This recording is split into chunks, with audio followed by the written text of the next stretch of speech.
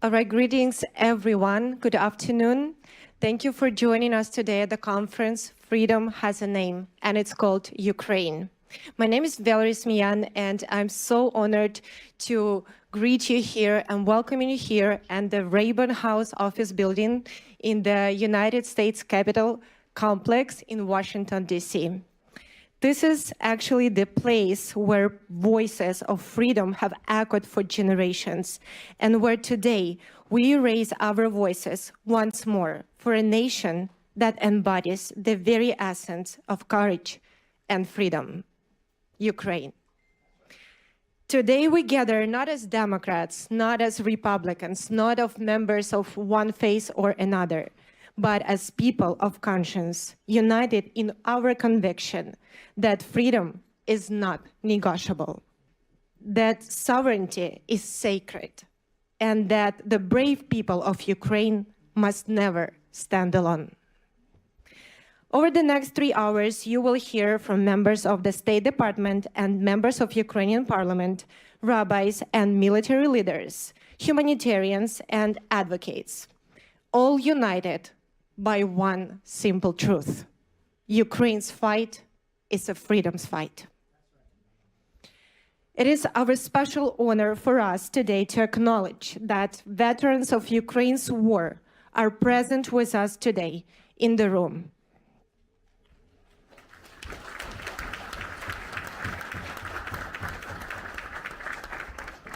Those who have courageously defended Ukraine's freedom, our dear heroes, we extend to you our deepest respect and appreciation.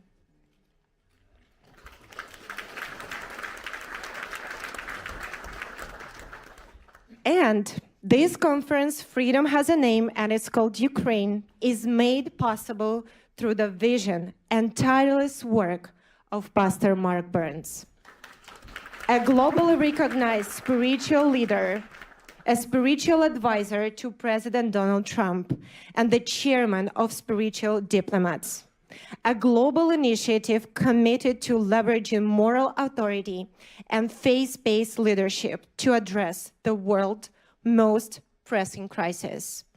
Pastor Mark Burns received Ukraine's Order of Merit Third Class from the President of Ukraine, Zelensky, in Sofia Square in Kyiv. Pastor Burns has been unwavering advocate for Ukraine, traveling to Ukraine, meeting with its leaders, and working tirelessly to ensure that America supports Ukraine in its fight for the very values upon which United States of America was founded. Ladies and gentlemen, it is my great honor to welcome Pastor Mark Burns.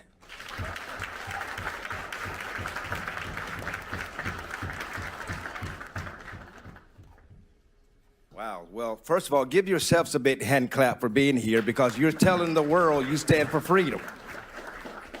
I said give yourself a big hand clap because you're telling the world you stand for freedom. Freedom has a name, and it's called... Freedom has a name, and it's called... It's called Ukraine. It's called Ukraine. That's why we're here. We're here because people are dying. People are freezing. Mr. Mayor, so happy to see you again. Power is out. And it is no time to have champagne. This is no time to have drinks, cocktails. It is no time to pat ourselves on the back, while men and women of Ukraine are right now dodging drones that are hovering over them every single day, while little children are being killed just to go to church, while women have been raped by the evil, vicious military called Russia, led by an evil man called Vladimir Putin. This is no time to congratulate ourselves. That's right. When I talk to the president, I remind the president constantly of how the evil atrocities that are happening. We're going to hear from some of them today, right here, of a parliamentary member of Congress, Ukrainian congresswoman. It's going to be here. Yuli is going to teach to us, tell us exactly what's happening on the ground. We may sit back and read reports about it, but some of these people that are here today are living it every single day. We are not here to celebrate. We won't celebrate until there's a real peace agreement, long-lasting peace agreement with real security measurements to protect the sovereign nation called Ukraine. I can't hear nobody. I don't need you to be soft or quiet today. I'm telling you, I say it everywhere I go. Pretend like you're at a black church today, okay? And I need you to talk back to me. I got one person ready to go to the gates of hell. I got any real fighters here who are ready to say, we won't stop until the bombs stop dropping in Ukraine. I can't hear nobody. I can't hear nobody. That's why you're here. You're here because you're saying, I'm not choosing party sides. This has nothing to do about whether I'm a Democrat or a Republican. This has nothing to do about whether I'm called a liberal or a conservative. This has nothing to do about the left or the right. This has everything to do with the human right of a nation called Ukraine. Are y'all hear what I'm telling you? The people that we've asked to come here today, these leaders who are standing in the gap, and they are here they've been fighting this fight for a long time. When the president of Ukraine President Zelensky gave me a medal, I felt so ashamed. I felt ashamed. Felt like we haven't done anything. I don't deserve this.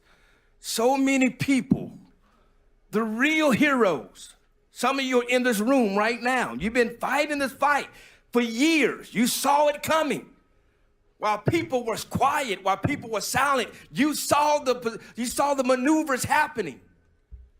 You saw the spirit of the python begin to circle itself around the neck of Ukraine. And you were screaming, hollering from the mountaintop, and nobody was listening to you. Oh, that mercy.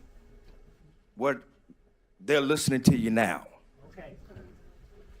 And we're going to do everything in our power to continue as spiritual diplomats. Yes, sir. To never become silent on the issues that are happening in the world. Amen. I don't care if MSNBC stops reporting about it. That's right. I don't care if CNN stops reporting about it. I don't care if it's popular today, because you understand politicians, they pick up things because it's popular for the moment, and then they put it back down when they don't need it anymore. People are dying right now in Ukraine. Preach. Come on now. Fellas. Yep. Are y'all hearing me? Yes, sir. Yes, sir. That's why we're here. Yes. And I'm here to remind the media. I'm here to remind you. This message belongs to you. Yes. For those of you who are sworn in as spiritual diplomats, and some of you are in this room right now, you're in here because you're sworn in spiritual diplomacy. I tell you, for those who, people ask all over, how do I get a pen? It's not a gift. It's not something we just give to people. It's a commitment. You swear in. You swear in. You take an oath that you are willing to stand for the voiceless. You will use your position of power and influence to speak for those that need an advocate. Yes. Yes. That's what you're swearing to. You're not swearing to a party. You're not swearing to allegiance to a person. Yes. You're swearing allegiance to an ideal of peace. That I don't care what color you are. I don't care what race you are. I don't care what your religion is. I don't care what your gender is. I don't care what your social status is. Whether you come from an Ivy League school or you got a GED like I did. That's right. Come on. I got God. Come on. I built a multi-million-dollar business, though, just so you know. Just for y'all who looking at me kind of sideways. Just so you know. Just so you know, God is faithful. God is good.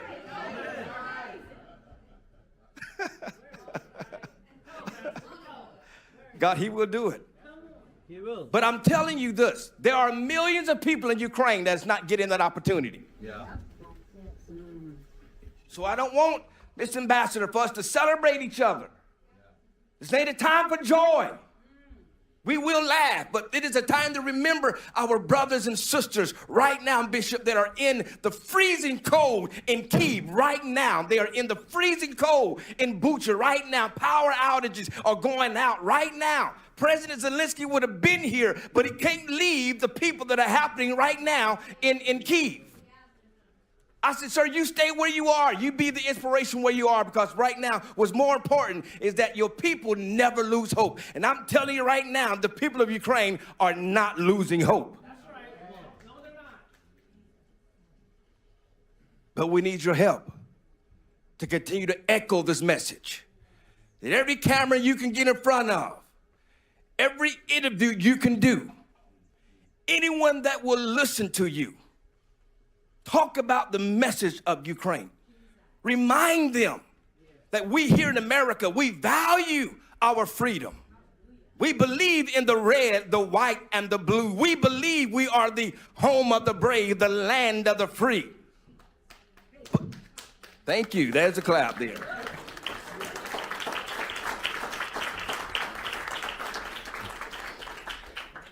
Miss Mi Young, God bless you. All the hard work you're doing for Korea. She's a true spiritual diplomat. Korea is under attack right now, and there's a lot that's happening right now.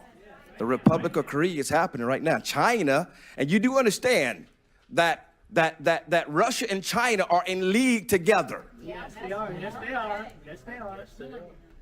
They're trying to strengthen their influence. They're trying to strengthen their influence. That's why President Trump went after Venezuela. I don't care if you believe it or not or like it or not. He wants to stop China from buying Russian oil, from Venezuela to be selling Russian oil to Russia. The less we stop Russia from buying oil, the more we slow down their war machine. It's that simple. Yes.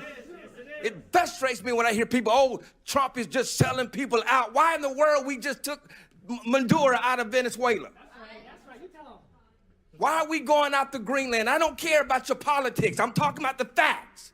I'm not here to promote one man's ideology. I understand that some may disagree how it's happening, but we're trying to stop Russia from planting submarines up there that's continuously funding the battle that's happening in Ukraine.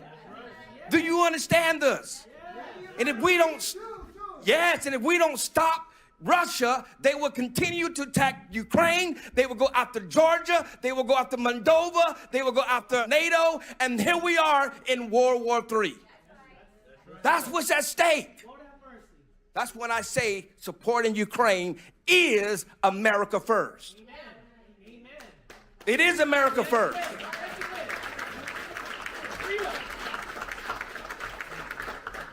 Because if we don't stop them now,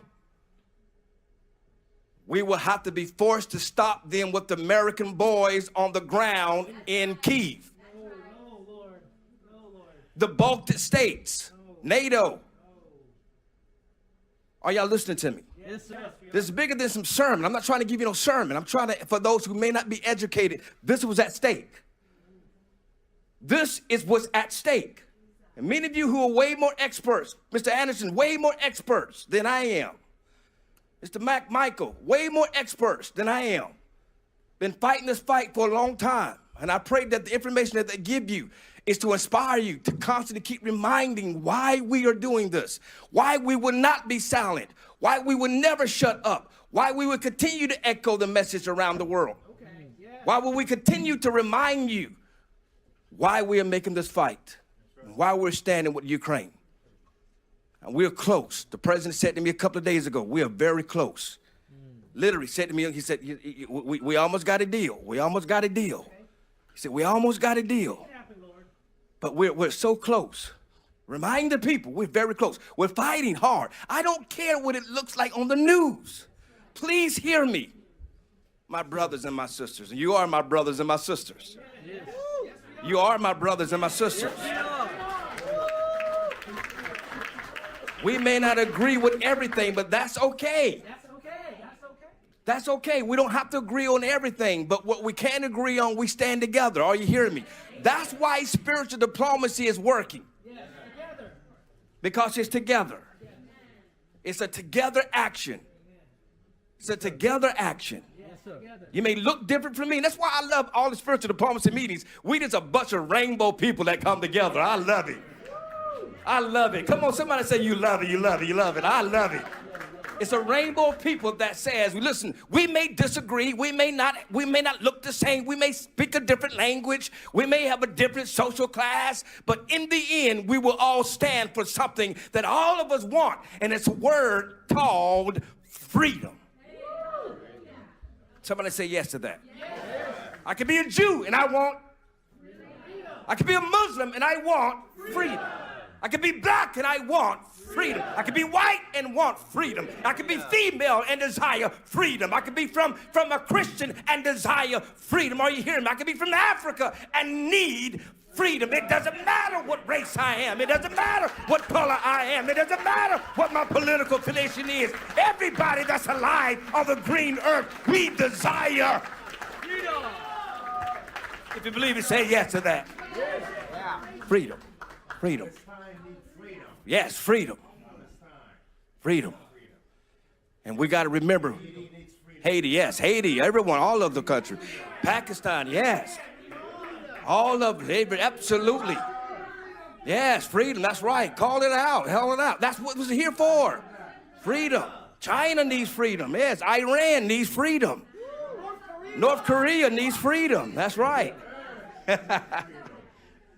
But can't you? It needs freedom. And that's the point that I'm trying to make to you. That's why we're here. So I'm going to be done preaching. I'm done. I'm getting out the way because you got a lot of great speakers that are coming up. A lot of great speakers. I want to give a shout out to ALLATRA for helping to make this happen. Can we honor them? Marina, Miss Valerie, our boss. That's what we call her. Amen. Miss Olga, I think she's out there in the back. But everybody's working so hard to make these things happen.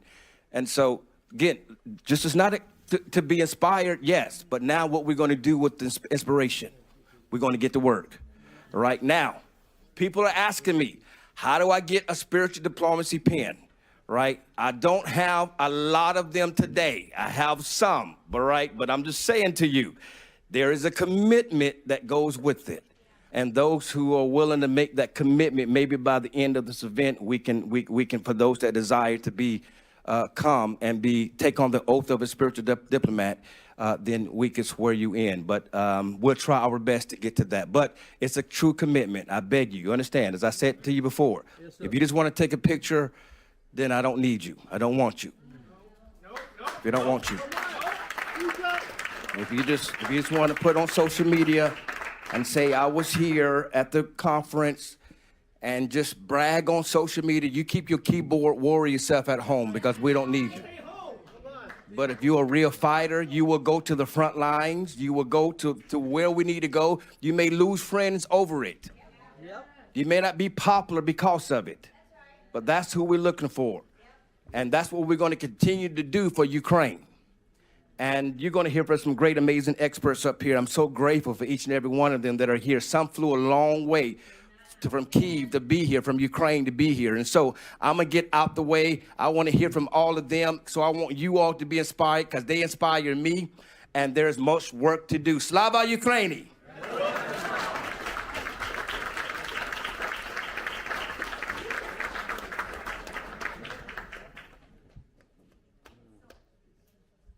So our next speaker brings a voice of ancient wisdom to the modern crisis facing Ukraine. Please help me welcome Rabbi Moshe Reuven Asman, Chief Rabbi of Kyiv and Ukraine.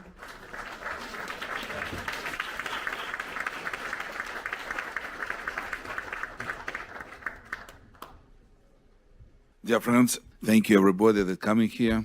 Thank you, Pastor Mike Burns, that you are a real patriot of Ukraine. And from the first time that I met you till now, you know, and God take you to the right place. I would like to say you that I asked to Pastor Mark Burns to come to Ukraine, and he agreed. He came, and he saw with his eyes what the Russian criminal regime made in Ukraine. It's Bucha, Irpin, Borodyanka. It's people was murdered there. I saw his heart was broken, and after this he talked. We have meeting with the religions representative, all religions in Ukraine, and they brought him truth.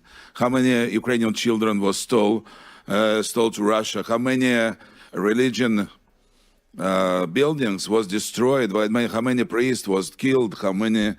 What Russia did in Ukraine? And his heart was. He decided to come back to America and to bring truth to here. That all people in America know truth. First of all, I would like to thank American people, and here in Congress, I would like to thank to Republicans and Democrats and President of the United States, Donald John Trump, for help that you stand with Ukraine. 4 years, terrible war. People died.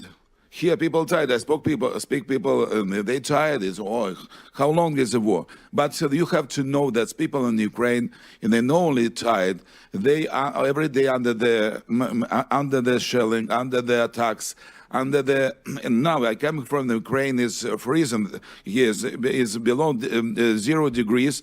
And people in Russia attacked the civil infrastructure, and people sitting in the buildings without heating, without light, without water, without that elevator work. And my volunteers come personally to the 20 floors and floor to bring the old people water, to bring them food, to bring them warm clothes, and to evacuate people. When you see it, you understand immediately what is our prayer. I think people here, I was here today, it was prayer breakfast, people here pray, but now it's not enough. We have to pray, but when we see the people in the tragedy, we come to come them to save them. That's why I thank God that gave me opportunity to be in the right place in the right time. I'm from the first day of the war. I didn't leave Ukraine.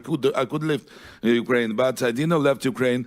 And I was a few times under the strong shelling and risked my life. And I proud that I knew volunteers and Christian volunteers that lost their lives in the beginning of the war, in the middle of the war, lost their lives to defend people. And thank the Ukrainian soldiers, heroic soldiers. That's the strong defense Ukraine that don't want to give up and to go to slavery, back to Soviet Union, back to Russia. I was born in Russia. I was born in Leningrad, as Putin was born, and but he was KGB at that time. I was investigated by KGB, and that's why I know what's now the Russia. They say that would like to rebuild Soviet Union. And we as a Jewish people, we was in slavery in Egypt, slavery, and we escaped. God escaped us from Egypt, and Paro wanted to take us back to Egypt, to slavery. The same thing that the Ukrainian people, the Russia, would like to take back them back to Soviet Union, to the slavery. They don't want. They want freedom, and the freedom name, it has name, and it's called Ukraine.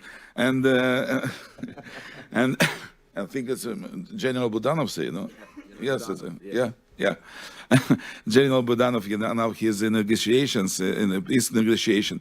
And I would like to say a few words about Ukrainian children. And Pastor Mark Burns, remember that 20,000 then you see to the mass media, he usually say that 20,000 more, much more than 20,000 Ukrainian children they took to Russia, and they tried to that they forgot their identity, their culture, their language, their motherland. I as a Jewish people, I remember the story that Russia did in 1827. That was the law, Tsar law, to take the Jewish children to the army for 25 years. And they took them from their homes and they took them to the army, and they did all the Tsar, the Russian Tsar soldiers, that they will forget their home, their language, their history, their religion. And that's the same thing Russia do now to Ukrainian people. I think that everyone in the world can, he was born free. That's why everyone can choose here who is with a religion, who is what he wants to do, and where he wants to live, and which language to speak. That's why I think that we have to thank God that we together, all good people, will in the right side, and the excess of evil, I call it Iran regime, that's with God help Donald Trump, and America will destroy a regime in Iran, North Korea, Russia, and another countries that kill people, that kill own people, don't allow them to be freedom.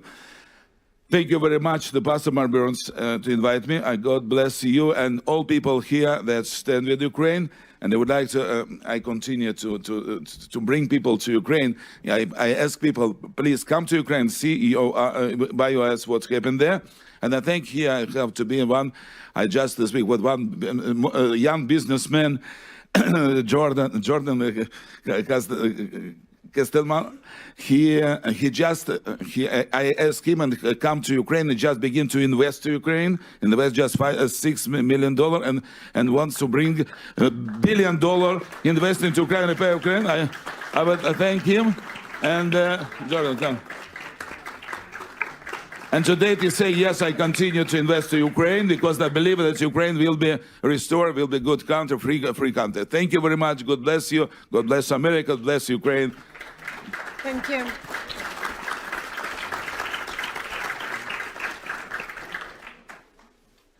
We are privileged to have with us a representative of the United States Department of State.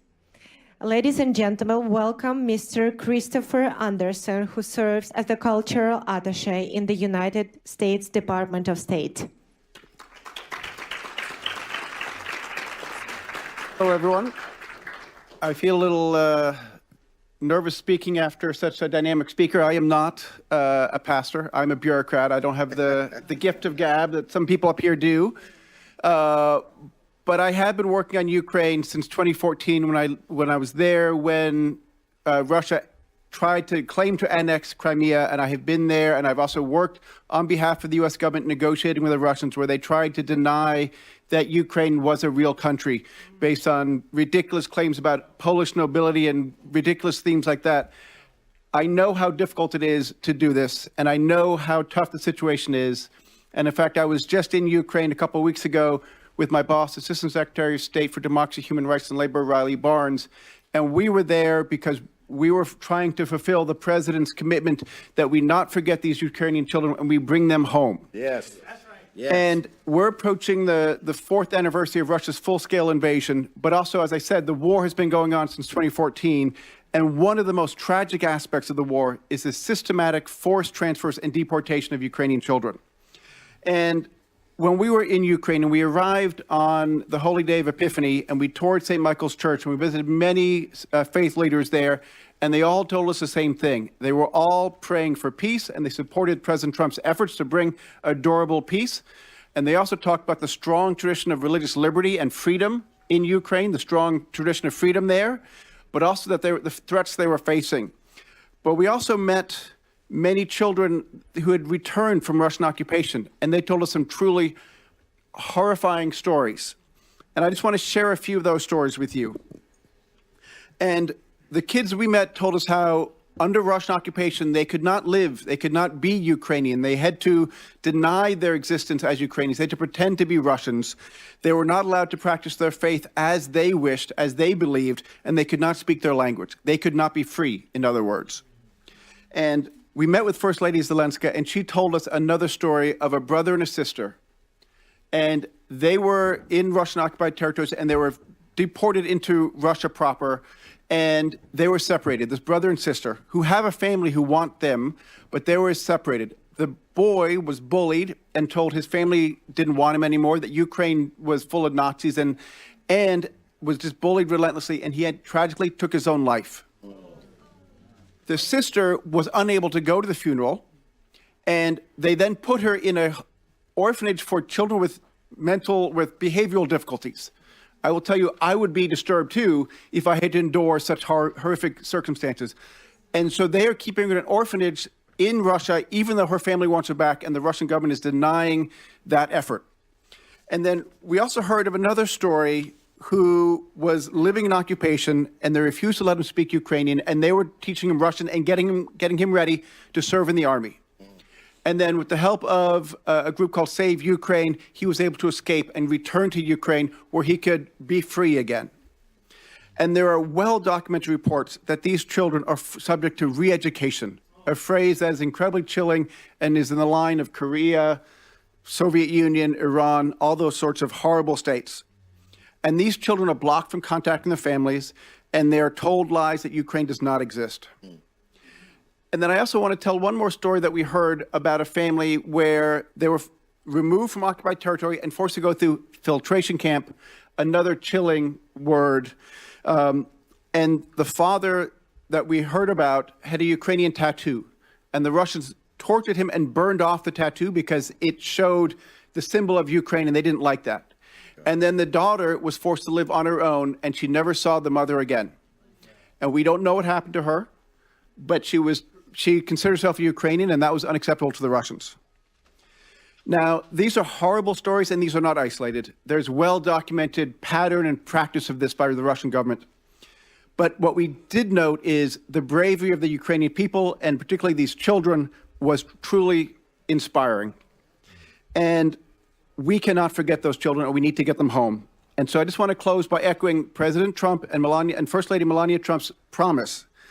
We are dedicated to guaranteeing the safe return of Ukrainian children to their families, and that is unwavering, and we'll do everything we can to bring them home. Thank you.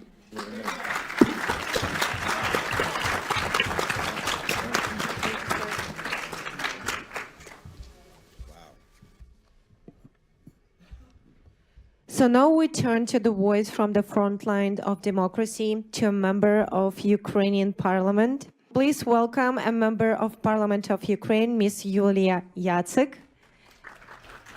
Yulia, будь ласка. Ladies and gentlemen, dear colleagues, dear friends, today I stand here in front of you. I am not only a speaker. I am a voice of millions of Ukrainians. Friends, I prepared my speech in English with respect to you, so as to be a part of your community, and so that you would understand me.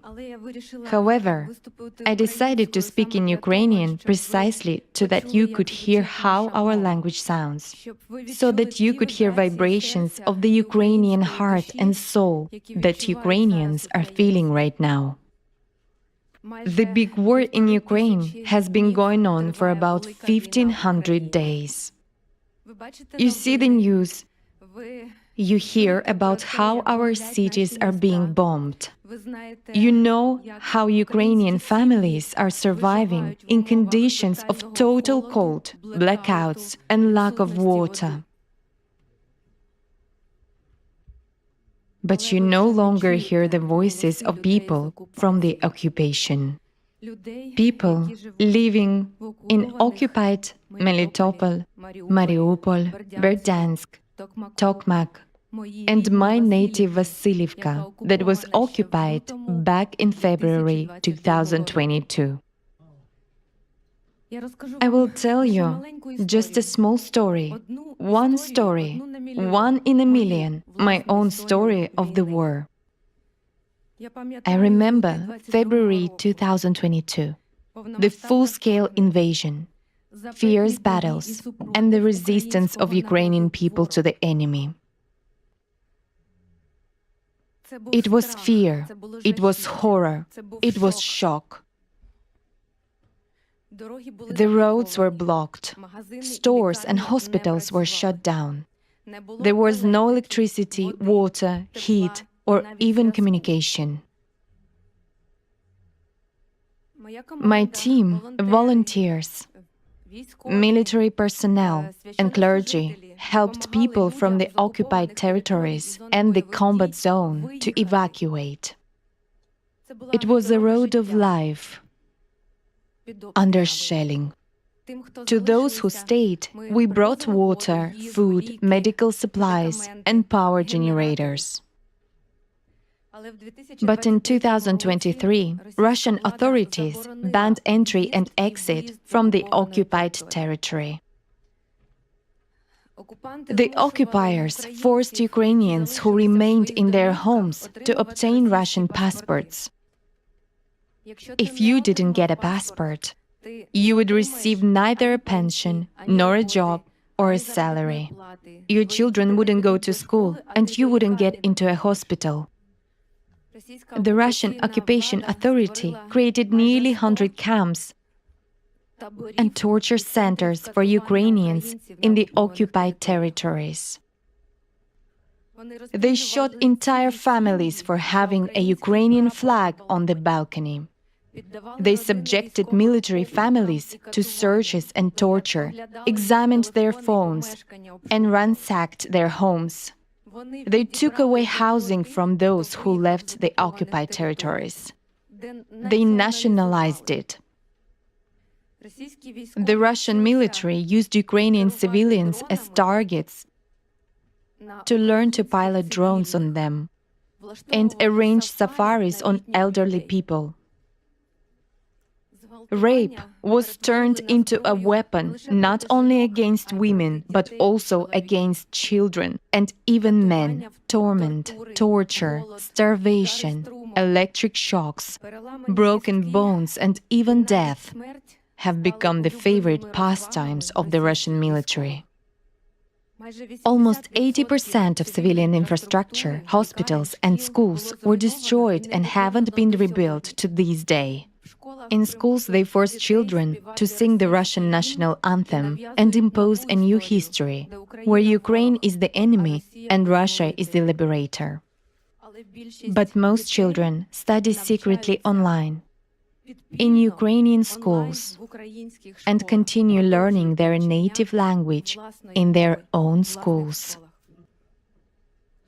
Because of the destruction of hospitals, people cannot receive proper medical care and are forced to travel to Melitopol or even Crimea. Therefore, they die on the way, even from minor injuries. Tens of thousands of Ukrainian children were abducted and brought to the territory of the Russian Federation illegally. They were placed in re-education camps. Today, I was asked what freedom is to me. I showed you my own story so that in this single story, 1 in a million, you would see a human life, a traumatized human life. Freedom for me means returning home. It's the opportunity to walk down my own street and open the door of my house. It's the opportunity to bring my parents back to our house. My dad hides his pain by painting pictures.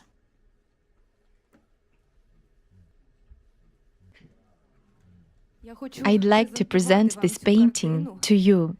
This is the Ukrainian Bereginya, created by my dad. He is 73 years old.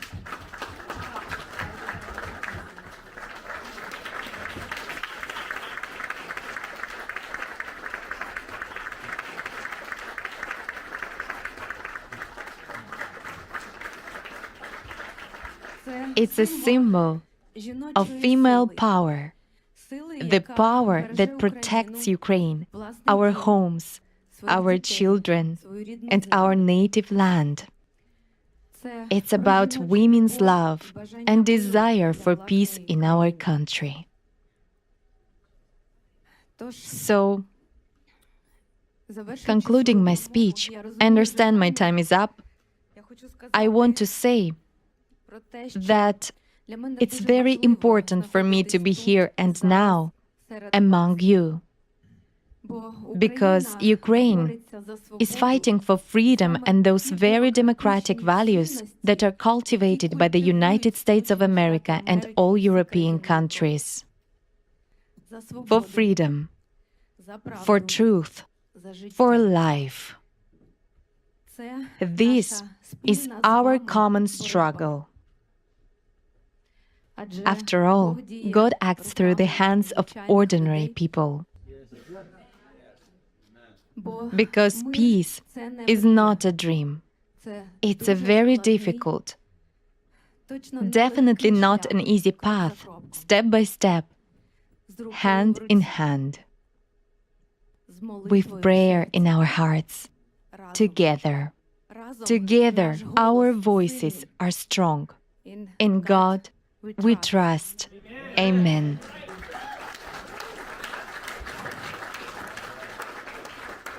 And God hears us.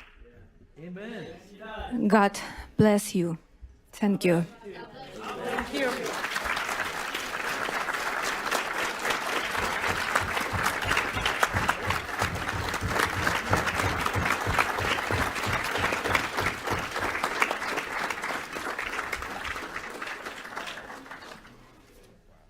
Taking this opportunity, I will steal 5 more minutes. I'd like to convey gratitude from the Ukrainian Parliament, from the Verkhovna Rada of Ukraine, to Pastor Mark Burns for his sincere Ukrainian soul and big Ukrainian heart.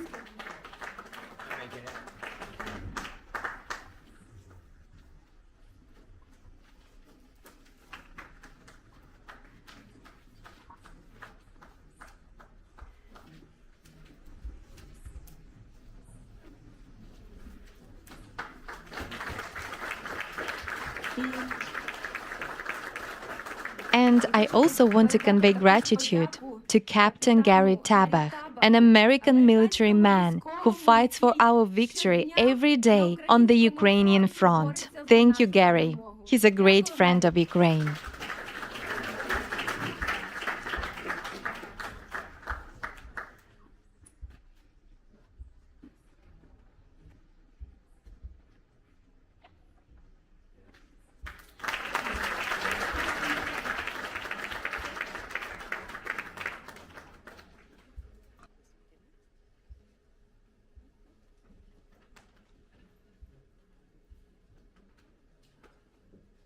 Thank you very much, Yulia. And next, I'm proud to introduce Captain Gary Tabach, a retired United States Navy captain who has dedicated his life to service, honor, and the defense of freedom.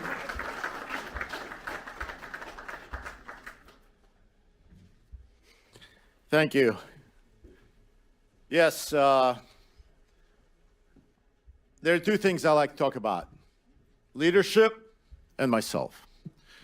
So, my parents took me out of evil empire when I was a teenager, and I came to the United States. Those of you who are grabbing phones to call ICE, please relax. I am a legal immigrant. So, after a couple of years in the United States, I heard President Reagan talk about evil empire. I knew it was evil empire. I did not know at that time how to fight evil. I only knew that it was evil and I had to fight it. The only way as a teenager I knew how to fight is to join the best, the largest nuclear navy in the world. And I joined the United States Navy, and 26 years later I said, wait, is this over? And it was over. In 2014, my best buddy died. I went to Israel. I leaned my forehead against a wailing wall, and I saw a note. I opened up my eyes. I was talking to God, and I'm not a very religious man. And I saw a note that says, pray for Ukraine. I knew who Russians are. I knew how evil they were. I remembered the words of President Reagan. I said, I'll go to Ukraine just for one day, take one wounded soldier out of there. I showed up there, and I'm there for 12 years already.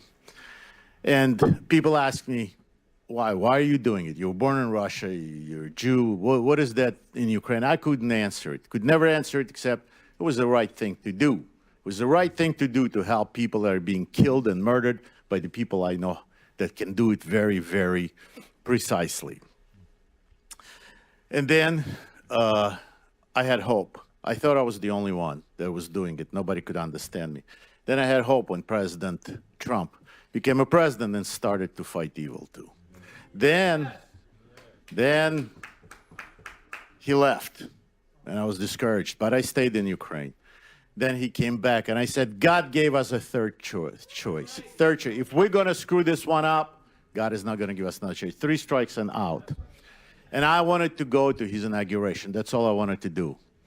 And a good, old chief rabbi of Ukraine says, you're going to go with me to his inauguration. And I went to his inauguration. It was a great thing that ever happened in my life. Then he took me to the Pierce School, where the people were giving speeches, you know, peace, love, peace, you know, and everybody was sitting there, you know. But the crowd was kind of like yours, all kinds of people from all over the world. And then this black man gets up and he delivers a speech. And everybody wakes up and the whole room is going. And I said, that's leadership.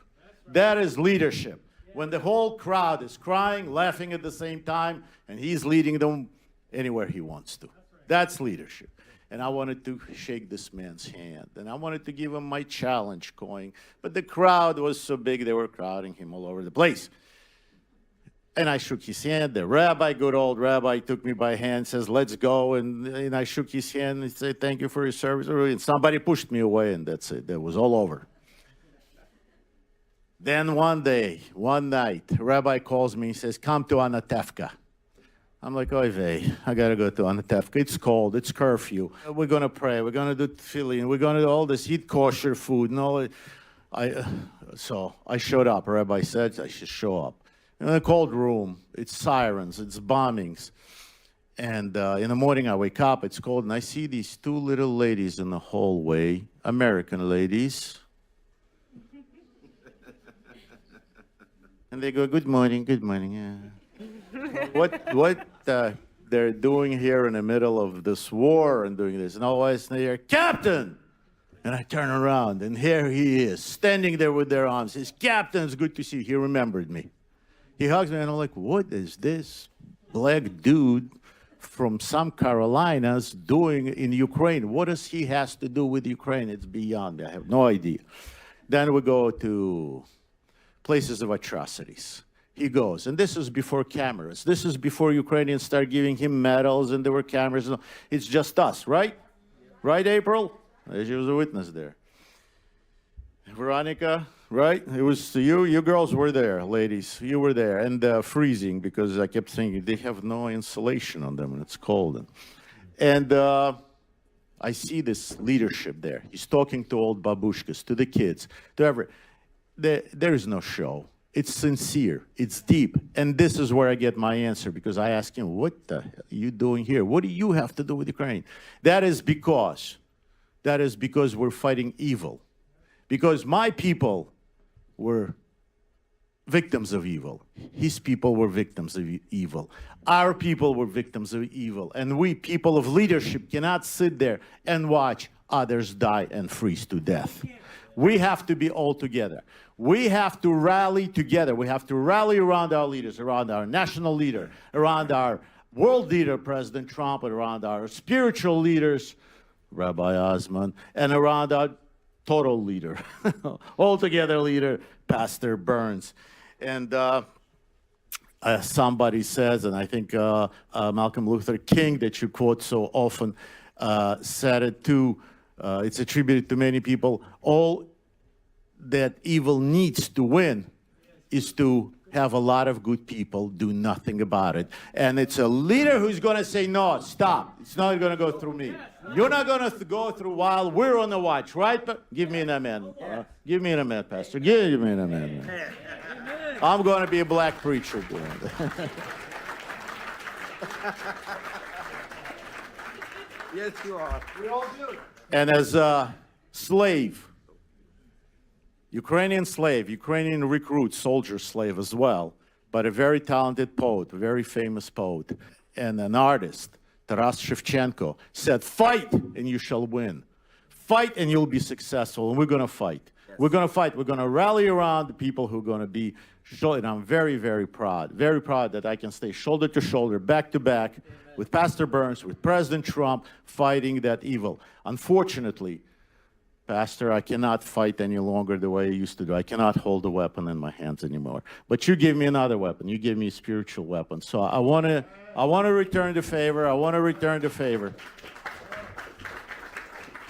I want to present you with my weapon. Unfortunately, I couldn't.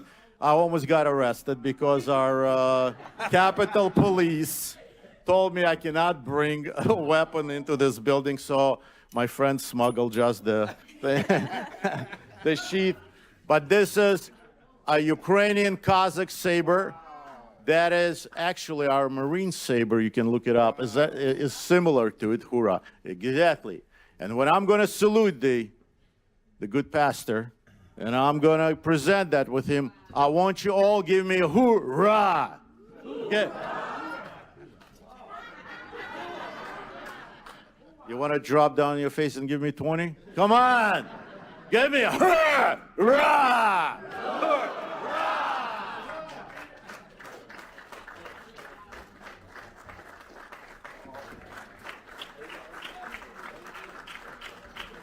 Your prayers. I want you to pray for Brother Gary here because he's been considered for the next U.S. ambassador to Ukraine. So let's keep him in prayer. Amen. Let's keep him in prayer. Give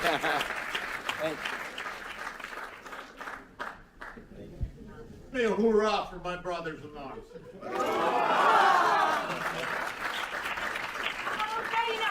Героям слава!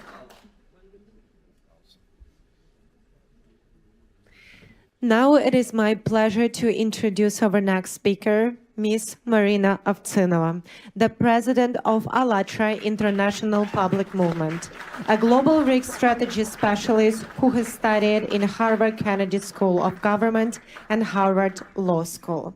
Amen. Wow. Good day, dear friends.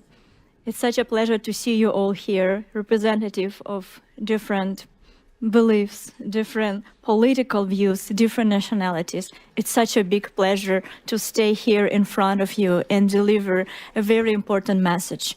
As a president of ALLATRA International Public Movement, we are so grateful for this opportunity to be here.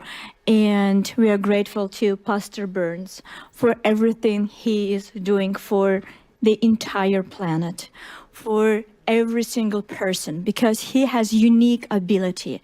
He developed very, very important initiative, spiritual diplomacy. And this initiative can go through all walls, go through borders, and can unite people of different political views, different religion, different social status, because it focuses on the very, very important and fundamental issues: freedom, human dignity, and peace. Yes. And thank you so much, Pastor Burns, for your dedication, your love to Ukraine, for your support to the Ukrainian people in the darkest of time. Without your support, we will not be able to be where we are. So the fight for Ukraine is going every single day, and we understand that it's not only the front line, it's everywhere. The front line for Ukraine is everywhere. Here in the Congress, in the Senate, in the churches, Yes. in a public meeting, because that's the fight, not only Ukrainian fight, it's our fight. Because like Pastor Burns choose the name for the conference that we're here, freedom has a name and it's called Ukraine. And that's absolutely true. So if we lose that fight, we lose the freedom in the entire world. And knowing that I will be able to talk and my voice will be heard by millions of people, I would like to say something very important. But before I proceed, I would like to say something simple and something human. So for those of you who travel here, I truly hope that your family are safe, your children can sleep peacefully. And in your neighborhood, the most disturbing sound is the sound of barking dogs. So nothing else. So that's very, very important. And unfortunately, I would like to take you out of this comfort zone deliberately, because you need to understand Ukraine. You need to feel Ukraine in order to support it. So after the Russian missile strike on the night of 18th on the Ukrainian city of Chernobyl, rescue workers pulled a woman from the rubble of the residential home. And as they were pulling her out, she was tearfully, desperately pleading with the rescue workers. And you will never guess what she was asking them. When they tried to help her, through pain and tears,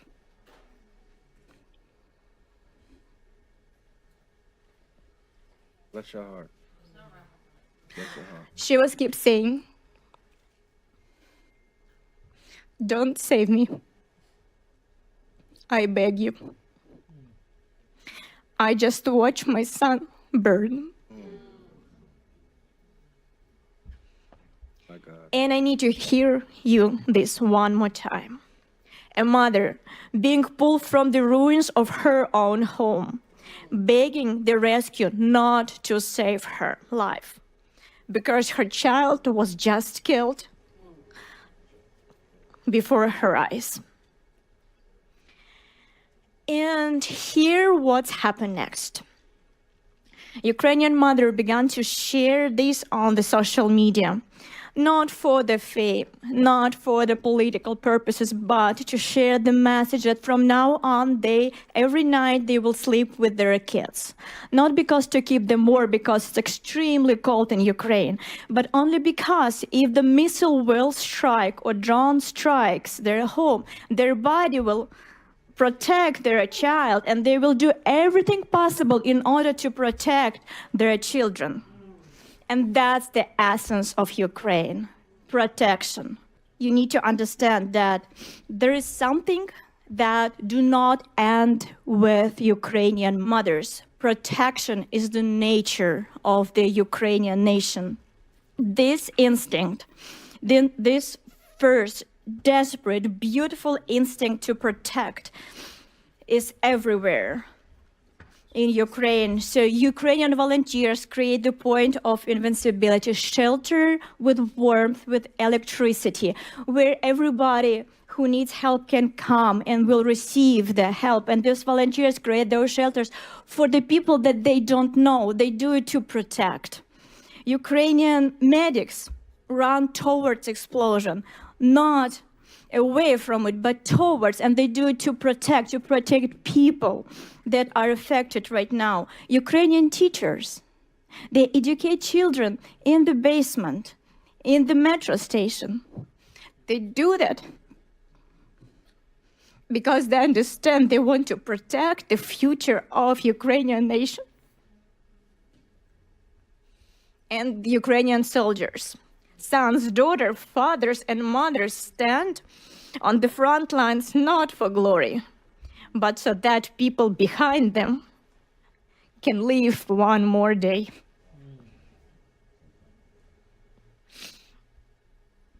And they do that to protect.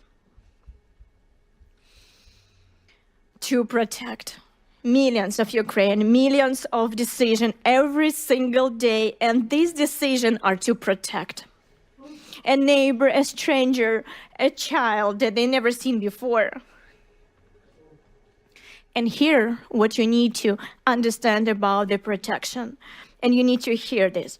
Millions of Ukrainians, millions of heroes right now are protecting not just Ukraine. They are protecting freedom itself, the very idea of freedom, the precious, fragile, but infinitely valuable idea that free people have the right to choose their own future. Yes. And behind the tragedies and the pain of all Ukrainians stands not merely a terrorist state, Russia. Behind it stands a specific individual, a war criminal who has fancied himself a god, Vladimir Putin. He uses mass terror against civilians as the matter of policy, and this is his method. He kills the people of Ukraine to achieve the goals he desires. And like Pastor Burns said today, and if this method employed by tyrant who holds the nuclear launch button is rewarded, can you imagine the kind of world we will be forced to live in? The kind of world the United States would face, the world our children will inherit. That's why Ukrainians support their freedom, their fight. And that's not a charity. It is deterrence. Yes. It's a strengthening security, stability, and the resilience of democratic institutions. It is reducing the chance that American troops will face a larger war later. Because dictators doesn't stop when they succeed. They stop only when we stop them. And this is exactly why today all of Ukraine organizes itself around one word: to protect. Protect their own people and the entire free world. And this is precisely why Russian propaganda works so aggressively to flip reality, claiming that Ukraine is not worth it, that Ukraine is weak, that Ukraine is hopeless. Because if you believe this propaganda, you will turn away from Ukraine. And when you turn away, what happens? Russian terror wins quietly. Through disinformation, lies, and fabricated narrative, the aggressor seeks to weaken Ukrainians' allies and partners' support. And this is why Russian information terrorism is not a secondary concern. It is another frontier of this hybrid war. Russia wages war not only with missiles, it wages war with lies. And these lies operate across Europe, across America, and to our great sorrow, even within Ukraine itself. And I know that not from hearsay. Our organization, ALLATRA, has been helping Ukraine since 2014. Our Ukrainian volunteers serve on the front lines, work in evacuation center, volunteer on humanitarian mission. They do this quietly, without advertisement, without banners, but they're there because they need to save Ukrainian people, their people. And here in the United States, ALLATRA do everything possible to help Ukraine, interacting with Congress, Senate, State Department, and of course, our scientific and human rights work is supported around the world too.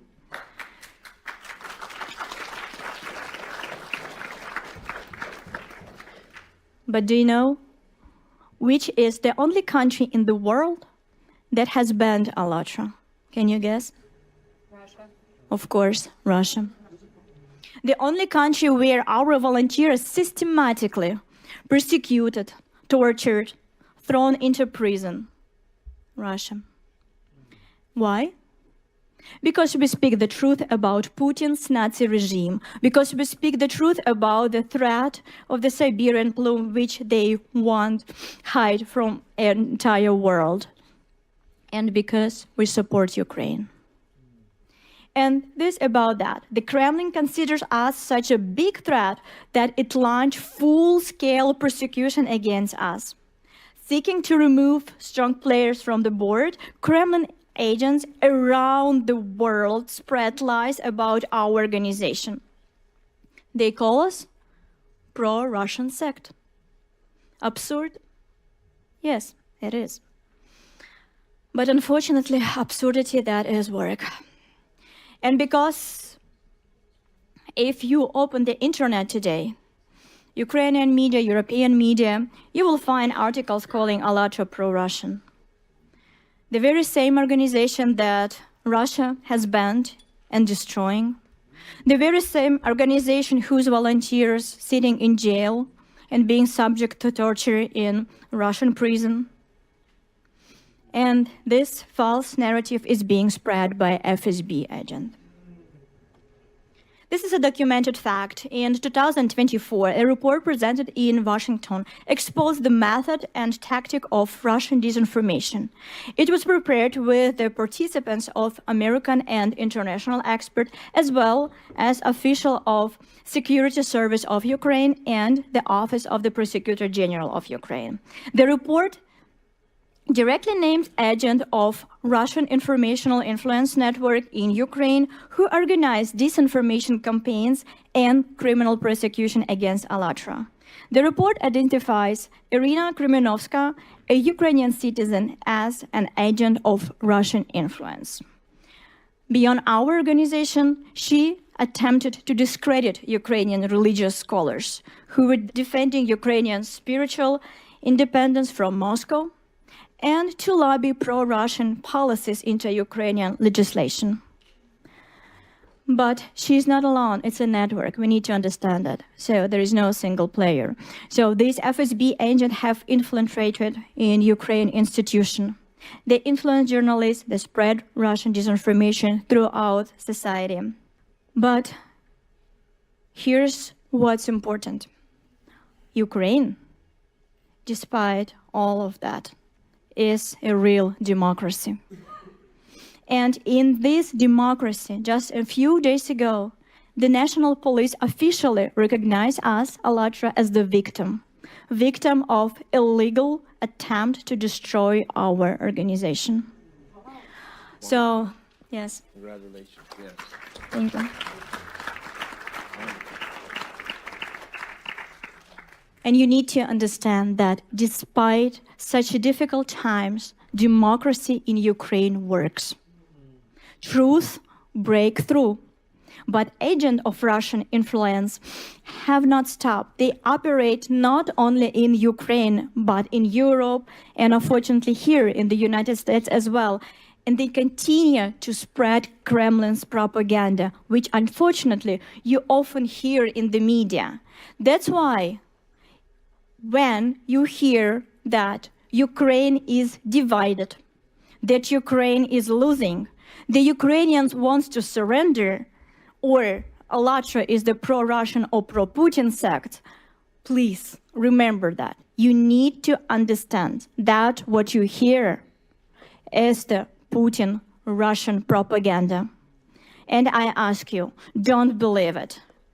Instead, believe Ukrainian mothers who protect their children from Russian drones and Russian missiles. Believe Ukrainian volunteers who deliver medical supply under the fire, and Ukrainian field medics who perform very difficult operation under the drone attack without electricity. Believe ALLATRA volunteers who are supporting Ukraine and being tortured in the prison in the Russian Federation. Believe the Ukrainian defenders on the front lines who share effort, literally sparing no part of their bodies, their very lives, every day bravely defend our rights, yours and mine, to live in the free and civilized world where tyranny has no place. Because this is what Ukraine is: brave, free, honest. Ukraine is people held together not by fear, but by mutual support, not by propaganda, but by truth, not by hatred, but by the responsibility for one another. Ukraine is the people driven by a pure, noble instinct to protect the innocent, to protect human life, to protect the good. So, how can we stop Russian information warfare? Only with truth. We can expose it. We can forge a path to the truth by not believing the lies and by acting for Ukrainians' benefits. And we, ALLATRA, have been doing that since 2014. We do this under fire, under torture, under slander, and we will continue to do this. And we will do it around the world, here in the United States, in Europe, and in any country we go. We will fight for Ukraine's future, defend her rights, her choice, and her freedom. And here I want to return to the man who does this every day, who does so much for Ukraine and who made this very event possible. Pastor Burns, we remember your words when you came back from Ukraine and you spoke honestly and openly that before you went to Ukraine, you were thinking as the Russian propaganda gave you the information. But after you went there and you saw it with your eyes, you changed your mind. And from this point, you will never believe the propaganda that Russian authorities spread. Here also. And the very important moment that people around the world support your initiative. And they support you because you are the one who not talks, but who acts. One small step that you made is far greater than millions of hours of empty talks. And I know that Pastor Burns is a very modest person. And I would like to share something that he would never share by himself. So, you know that Pastor Burns is the only one pastor in the world that has support of representative of all religion and all denomination. And even more, the atheist also supports him.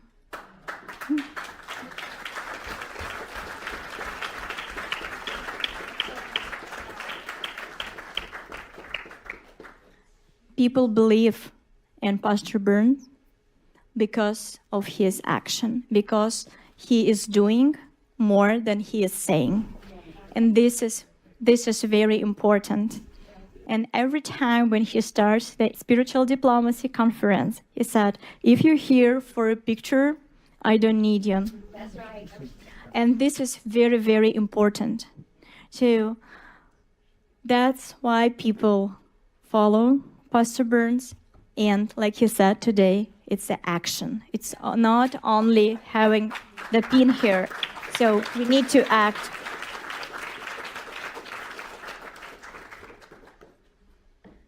And we really, really appreciate your support of Ukraine. It's very, very needed today. So that's why keep working and we will support you in all the action. So today we had a lot of different speakers and we heard different parts of Ukrainian life. And I was really touched by Pani Yulia, representative of Ukrainian parliament. And I truly, truly believe that the sound of Ukrainian voice that you heard today, you bring home. So you will remember this melody, the melody of the spirit of freedom, dignity, and the protection. Unfortunately, right now, in order to protect their freedom and freedom of the entire world right now, Ukrainian nation paying very, very high price. They pay with the life of their children, the families, the future of the families. We need to understand that they're paying this price not for themselves, but for us for the international order that provides your children with safety. We need to understand and remember that when Ukraine stands firm, the idea stands firm that power does not give the right to destroy your neighbor. When Ukraine holds, the principle holds that a human being matters more than the imperial ambition of one tyrant. And that is why this war is not just a war over territory. It's a war over what the world will be. A world where freedom matters, a world where the power and ambition of one tyrant decides everything. Now, dear friends, I want you to think and leave you with this. Ukraine today is fighting for all of us. And when our grandchildren will ask us, what did you do when the fate of freedom was being decided? I truly hope that the answer of each of us will be, we stood with Ukraine. Glory to Ukraine. Slava Ukraini. Героям слава!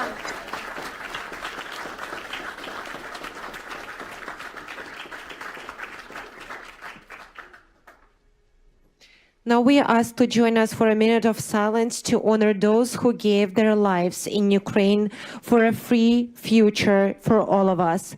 Please, 1 minute of silence.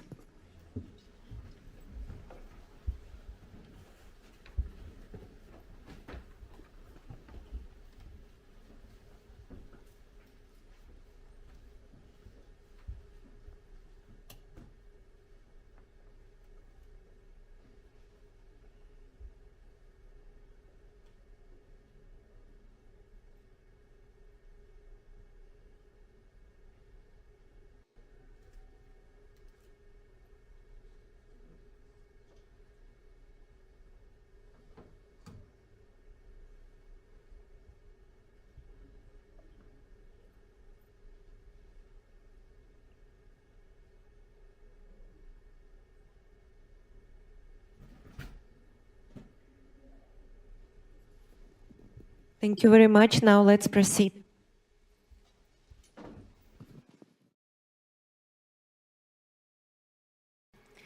Help me to welcome our next speaker, Mr. Pavlo Frolov, a member of the Parliament of Ukraine, where he has advocated for the protection of Ukrainian refugee rights, ensuring that displaced Ukrainians receive the support and legal protection they need and deserve.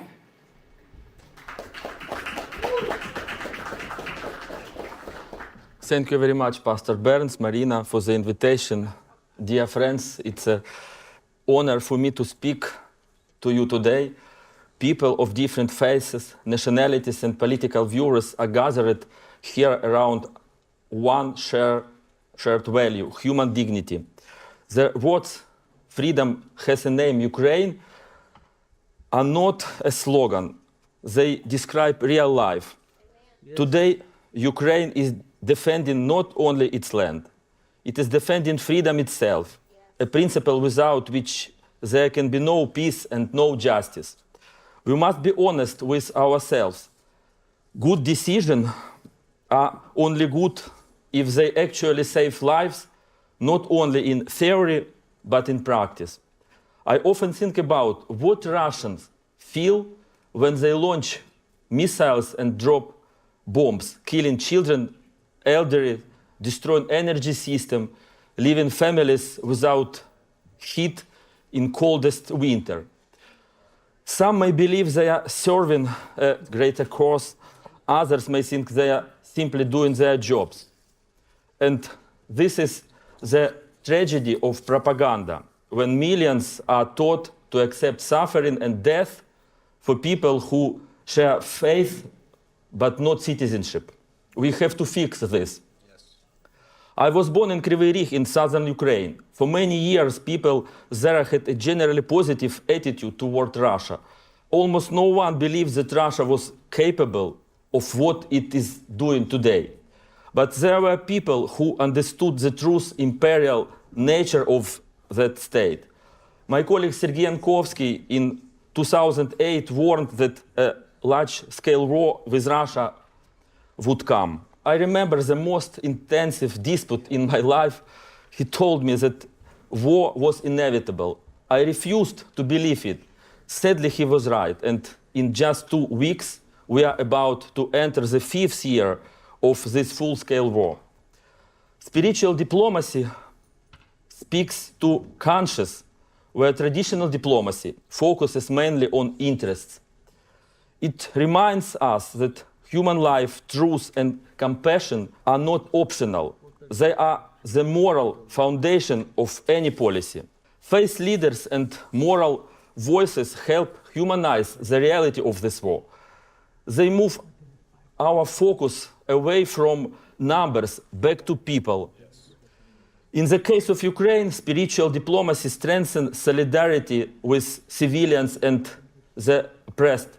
And most importantly, it does not allow the world to become used to evil. Years of war have brought enormous destruction to Ukraine. According to a joint assessment by the World Bank, European Commission, United Nations, and the government of Ukraine, the cost of recovery and reconstruction reached $524 billion by the end of 2024. It is 1.75 times higher than the total value of frozen Russian assets in the West. It is also equal to 11 annual pre-war budgets of Ukraine. And I want to stress this clearly. This figure includes only material damage. It does not include the damage to human life, health, and dignity. In the Ukrainian parliament, I serve as the head of the Commission on the Right of Internally Displaced Persons, that is IDPs, and other war victims. My colleagues and I work with those who need help the most. This includes 4.5 million IDPs inside Ukraine, 6.9 million refugees abroad, about 6 million Ukrainians living under occupation. More than 6 million Ukrainians have lost their homes fully or partially. To understand the scale, this is roughly the population of US state, Maryland or Missouri, or entire population of Bulgaria. The world has not seen such destruction since the Second World War. At the same time, much has already been done. Ukraine has become the first country in the world to launch an international compensation mechanism for war victims before the war has even ended. Within the framework of the Council of Europe, the International Register of Damage for Ukraine has already been created. The Compensation Commission has also been launched and is expected to start reviewing victims' claims next year. In Ukraine, we are doing everything we can to help people survive the war. We have implemented dozens of state programs to support more than 1.5 million of most vulnerable people. There is still a great deal of work ahead. Helping victims of the war is not a temporary charity. It is a long-term moral and social responsibility for the Ukrainian state and for our international partners. Now, the most important thing for us is to establish a sustainable, long-lasting and just peace. Peace means more than a ceasefire. It means restoring lives, communities, and human dignity. But recovery is impossible without security. If the aggressor keeps the ability to attack again, rebuilding turns into endless repairs under constant threat to new destruction. Ukraine's struggle reminds the world that freedom always has a human face. When moral voices stand together, suffering can be turned into hope and solidarity into peace. The ideal end of this war would be a transformation of Russia through the collapse of its imperial essence, or through nuclear disarmament that would eliminate blackmail and future aggression. This is not realistic under current conditions, so we must act now to ensure that Russia does not have the resources to continue this war. This means severely limiting Russia's financial and technological capacity through strong sanction, expert control, and real enforcement. Army in Ukraine saw that the cost of new aggression becomes unbearable for Russia, and building a lasting system of support and deterrence. We believe that forces of freedom and justice stand with Ukraine.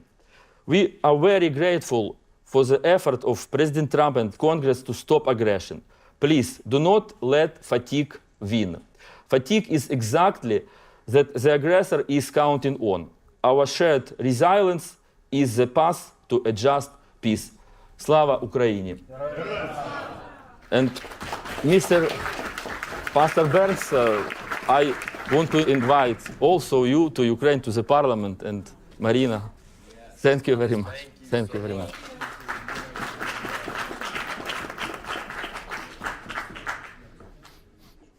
Our next speaker is Vitaly Orlov, co-founder of Ukrainian Week in Washington, D.C., and coordinator of the prayer movement Intercessors for Ukraine. Thank you, dear friends. Thank you, Pastor Burns, for invitation. For me, it's a big privilege to be with you here today. And today, Ukraine is going through incredibly difficult times. If we could put the presentation on the screen. Because weak leaders lead to hard times. Hard times bring leaders together and make them strong. Strong leaders lead to easy times. And, unfortunately, easy times lead to weak leadership. Unfortunately, these are the consequences of weak leadership. When voices needed to be raised for the truth, for Ukraine, against the dictator sitting in the Kremlin. Today, thousands of cities and villages in Ukraine are in this kind of condition. Why? Because we are at the epicenter of a spiritual battle. And as it says in the Bible, the light shines in the darkness, and the darkness has not overcome it. Today, Iranian drones, which are assembled in Russia, are bombing Ukrainian cities, just as they once bombed Israel. Ukraine is on the front line today, on the border between Christian Western civilization and Eastern dictatorial civilization, where there's no complete freedom. How evil has united. Today, it is necessary for spiritual people, Christians, to unite as well.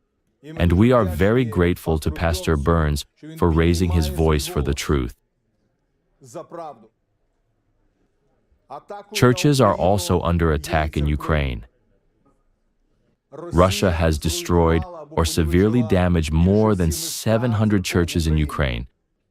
In the Ukrainian territories occupied by Russia, they are seizing church buildings.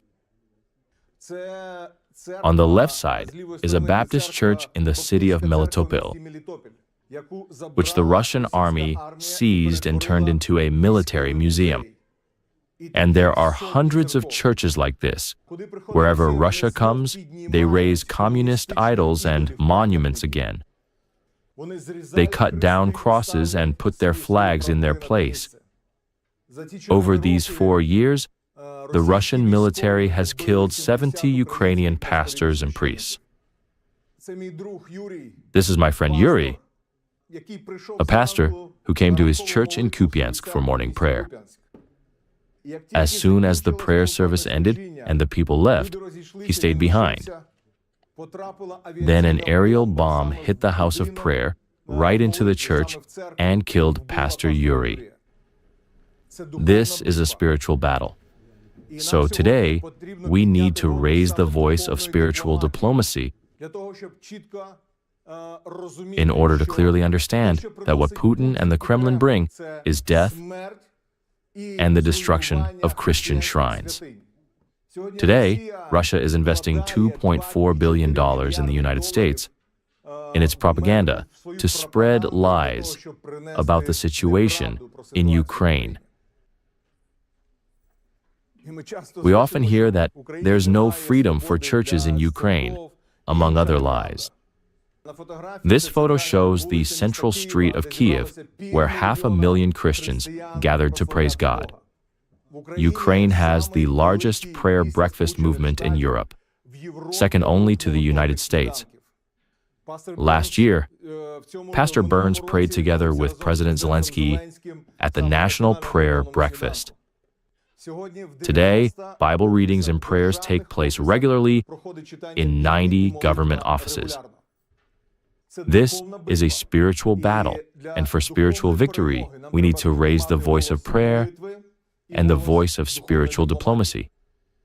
And today, we have presented each of you with my book, Great God in the Terrible War in Ukraine.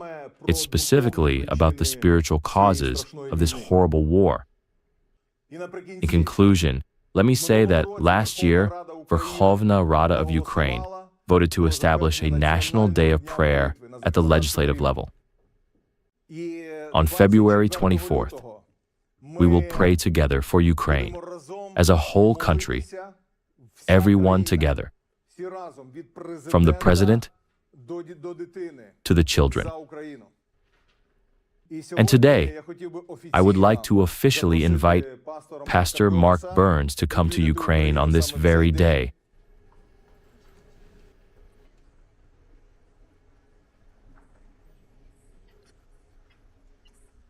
To pray with the President of Ukraine in the morning.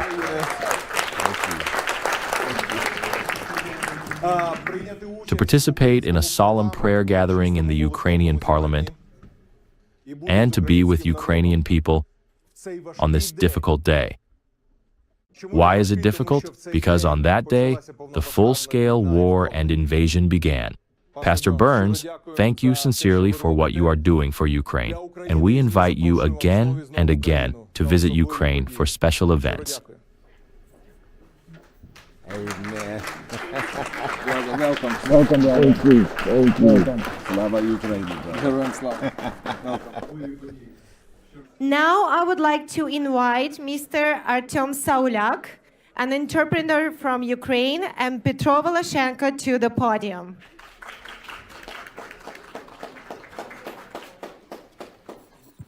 Good day, ladies and gentlemen.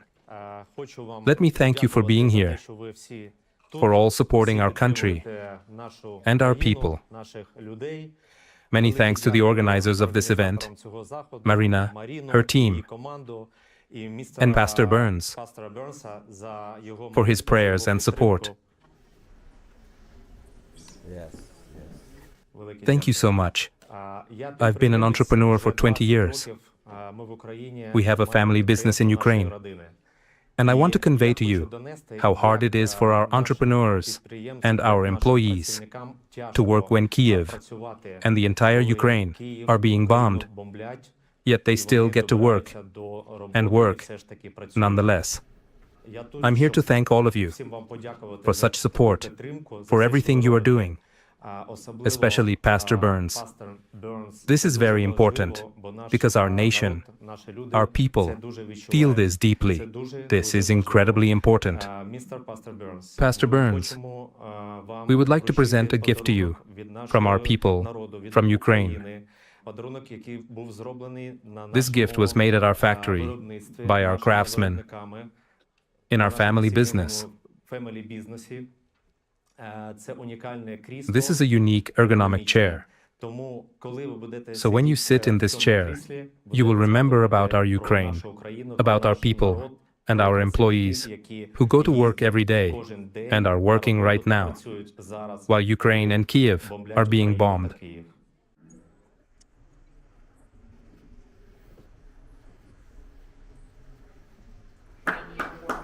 Wow! Wow! Oh, wow! That's for me? Oh, my Lord! This chair is made entirely by hand, by our Ukrainians, by our employees. Wow! Oh, yeah! Thank you so I much. really appreciate it. Thank you for your help, for your support, our country. This Wow. is very, very important. I'm so humbled. Thank you. you. Oh. Wow. I don't know what to say. Wow. This is amazing. Wow. How you feel? I think President Trump is going to be real jealous when he sees us. Every time you sit in this chair, think of Ukraine. Yes, of Ukraine. God bless you all. Thank you so much. Wow. Woo. That is amazing. Thank you. Once again, a big thank you to you all. Have a good day.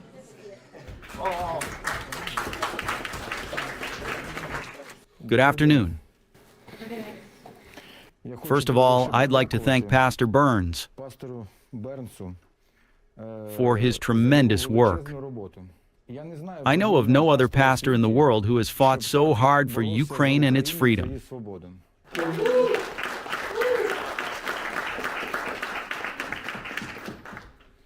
I believe if all pastors in the world had united in a single diplomacy, like in the Spiritual Diplomats initiative, and stood as a united front for freedom across the globe, then only truth would prevail in the struggle. There would never be wars, and people and children would not be dying. Once again, I want to thank everyone present, and above all, Pastor Burns for his work. He is a true energizer who inspires us to keep fighting and to continue the struggle until the victory of Ukraine and the truth. God bless you. Thank you. Our next speaker is Mykola Kuleba. Actually, among the greatest crimes, of Russia's war against Ukraine has been as you've heard already today, was the abduction of Ukrainian children. Turned from their families, taken to Russia and subject to forced adoption and re-education. And this is the crime against humanity, a crime against innocence itself. And our next speaker has dedicated himself to bringing these children home. Welcome, Mr. Mykola Kuleba, who is CEO and co-founder of Save Ukraine, an organization working tirelessly to locate, recover, and reunite abducted Ukrainian children with their families.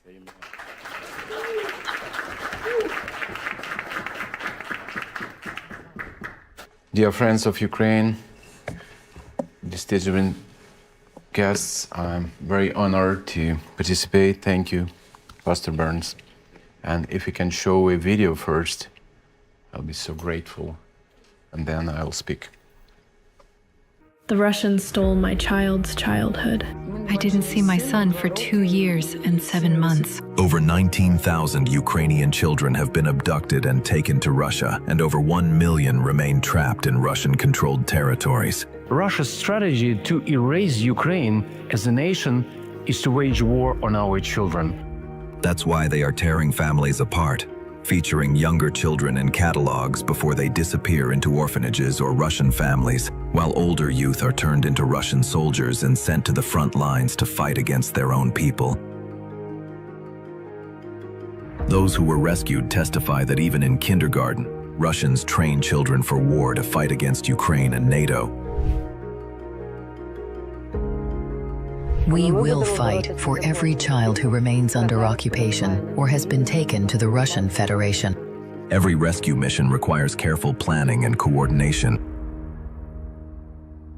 Save Ukraine's team stays in constant contact with families, from the very first call to the long-awaited reunion with their families. We do whatever it takes to bring them home, no matter the danger. And in those hugs, in those tears, you can see how much they've suffered, what the children endured, and what their relatives went through as they searched, unable to call or bring them back. Thanks to our partners' support, we built the Underground Railroad and rescued 1,135 children. Our mission is to bring them home, reunite them with their families, help them heal from their trauma. Our work is far from over. Thank you for helping our family reunite. After 3.5 long years apart, I finally got to see my child again. And finally, we are together again. Thank you, friends.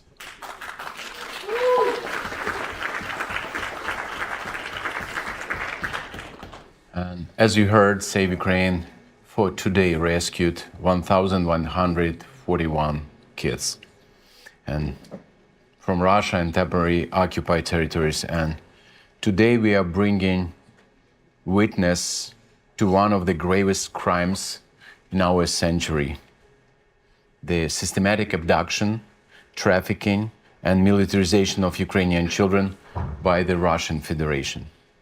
Our children continue to suffer a biblical scale plague inflicted by a modern-day Pharaoh. So imagine your child walking into school in your country and being told you may no longer speak your language, only Russian. Your American name or your country's name is forbidden. From today, you will raise a Russian flag, swear loyalty to Russia and Putin, and study from books that say that your country never existed. From today, you are told that you have to believe not in God, but in our leader named Putin. And we just rescued last week one boy who told us that every day his school teacher told him, "We want to kill all Americans in the name of Jesus." Wow. Imagine teachers wearing that speaking your child's native language is extremism. And imagine your child being sent to a summer camp where they crawl under barbed wire, through grenades, and are taught that you, their own family, are the enemy. At least 20,000 children have been abducted by Russia. They have been militarized or deported to Russia and trafficked into Russian families. The Russians have made it very difficult to track our children. They are stripped of their names, birthday, language, faith, and families. This is a deliberate strategy to erase their identities and Ukraine's future. More than 1.6 million Ukrainian children are now imprisoned behind Russian new Iron Curtain that has descended across Ukraine, and they indoctrinated to believe that the USA and NATO countries are the true enemies which they have to fight now and forever. Save Ukraine is providing a full spectrum of services to children in need, from organizing dozens of dangerous rescue missions inside Russia and occupied territories, across thousands of miles through the Underground Railroad. It continues with the holistic medical, mental, and trauma recovery, and safe and safer integration of children and families into local Ukrainian communities. Save Ukraine has documented testimonies of each of the 1,141 children we have rescued. It is clear that Russia's efforts are designed to hurt and destroy entire families. Punishment for resistance is severe and deliberate, intended to instill fear. They describe streets filled with Russian soldiers, armored vehicles at every corner, and parents terrified to let their children go outside because the military presence is everywhere. 15-year-old Sasha told us how one day Russian soldiers grabbed him off the street, put him in a truck, and forced him to dig trenches every day. Girls constantly report harassment and intimidation by Russian soldiers. Homes are raided at any hour of the day or night. Children tell us they must keep their phones clean at all time, deleting messages, photos, anything that could reveal their Ukrainian identity, because a single image or conversation can lead to brutal consequences. I just talked with one boy who'd been rescued from Lugansk under 11 years of occupation, and he told he was really afraid to go outside his house. It is 11 years of life in constant fear. And I'm asking you to continue your prayers. I can tell you tons of stories about how children suffer in occupied territories, and still hundreds of thousands of children in Russia's trap. And we need your prayers, and please stand with us. We believe that this war for our children, for our families, and we want to pray together every day, and we believe that God will protect us. Thank you very much. Thank you, Pastor.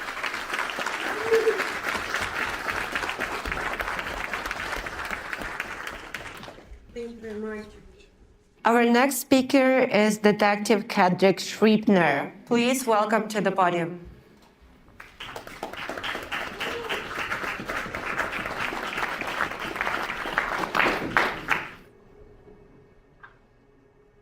Thank you, Pastor Burns, for allowing me to come and speak. My name is Kedrick Shrieppner, and I'm the founder of the Kedrick Shrieppner Foundation. We support the widows and orphans of the fallen heroes of the Nigerian police force. And when you talk about widows and orphans, in Ukraine, I've seen the devastation. Do you know what it's like especially being in law enforcement, doing death notifications? But with what I'm seeing in Ukraine, it is horrible. And the families that are left, torn apart, children displaced, that just burdens my heart. Yeah. And I'm praying for the widows and the orphans, because when you lose a father, when you lose a husband, you have to fend for yourself. You have to protect the children if they're still there with you. And it's just a horrible thing. So I pray with all of the Ukrainians. I pray with the widows and orphans. And I just pray that you pray with me as I pray with them. Also, Pastor Burns, I will do a donation. Oh, wow. To the orphans. So thank you so much for this opportunity. God bless you all. And please pray for the widows and orphans of Ukraine. Amen. Thank you, sir. Thank you so much. And now, to send us forth with purpose and with fire, I invite back to the stage the man whose vision made this day possible. Thank you. A spiritual leader that believes that faith without action is incomplete. So please welcome to the stage Pastor Mark Burns. Thank you so much. Well, first of all, thank you. I promise you we won't be long. Thank you so much. Give yourself a big hand clap for being advocates for Ukraine. And I see so many wonderful faces, so many spiritual diplomacy pins that are out there. It means a lot that many of you who already had one from our first event showed up today. And that means a lot to your commitment. You're not just talking about it, you're being about it. There's so much work to be done. I know we're going to be leading delegations to Ukraine. We'll be reaching out to all of you to come and be a part. We're getting ready for Pakistan. Again, as I said the last time, we're going to be asking you to come out. But also here in America, we're leading a delegation to Chicago. Right here in the United States of America, there are issues with lead and there's issues with mold. And so we're needing all of you spiritual diplomats who are strong and you have a voice and you want to actually help in the communities around the world, including here in the U.S., we'll be calling on to you. You'll be getting text messages and you'll be getting emails. Make sure you respond and let us know that you're making yourself available. Again, thanks so much to ALLATRA and to all that they've done, Ms. Marina, the president, and Ms. Valerie, Director of Communications. all of the wonderful speakers that came from all over the world and those who are supporting Ukraine. And again, the hard work that those are doing. Miss Olga's out there from Creative Society. And again, spiritual diplomacy is not just a word. It's an action. It's a verb. And we need you to join the team. Right after this is over, for those who were not able to pin, I will quickly, briefly pin as many that have already taken the oath of office, and so that way we can dismiss. But again, thank you all so much. We got so much we got to do. Thank you all for being here, for being a spiritual diplomat. God bless you all, and I hope to meet you all real soon. God bless you. Thank you. Thank you.